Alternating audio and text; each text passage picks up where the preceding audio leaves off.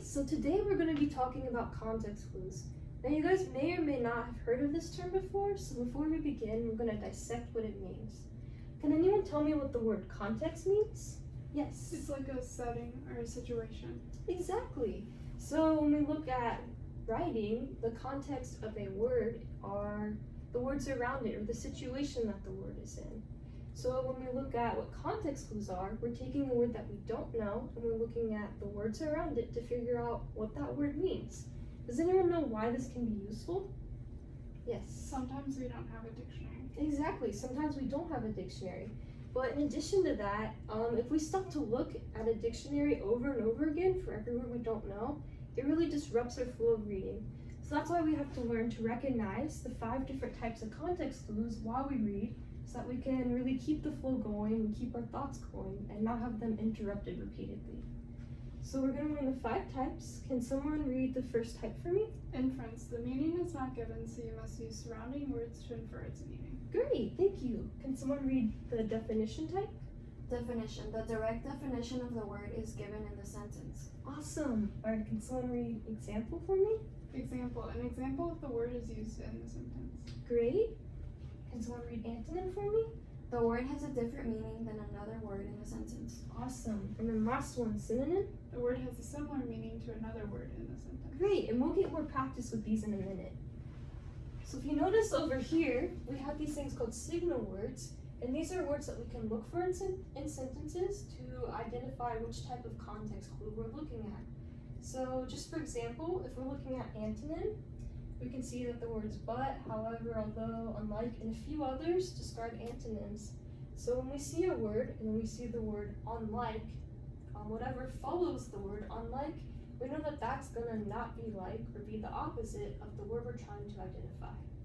Next, let's move on and practice a few sentences and identify what types of context clues they are. Okay, so now we're gonna look at 3 sentences with context clues in them, and you guys are going to identify which type of context clue it is and what the signal word in the sentence is.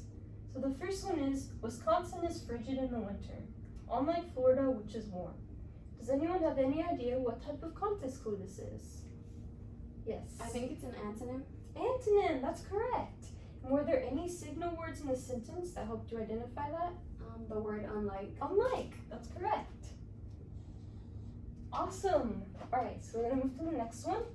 The word glabella refers to the space between your eyebrows. Does anyone know what type of sentence this is? Yes.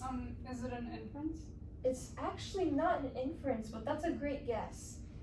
If we don't know what a sentence is, we can always take a step back and look for a signal word first. Are there any signal words that you see that are in this sentence? Refers to. Refers to. Awesome. And which type of context clue is that under? A definition. Definition. So this is a definition type of context clue. Awesome. All right, last one. Sarah is so considerate. For example, she always picks up litter.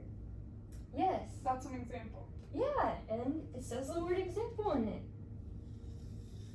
Great job.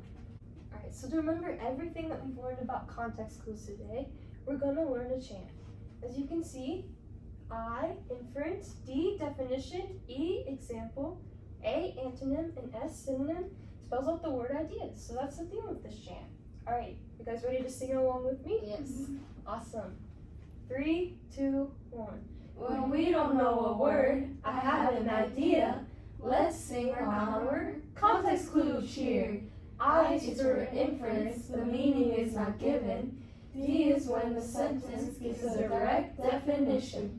E is for example, that gives another explanation. A is for antonym, when there's a word of opposition. Lastly comes S, which is a synonym.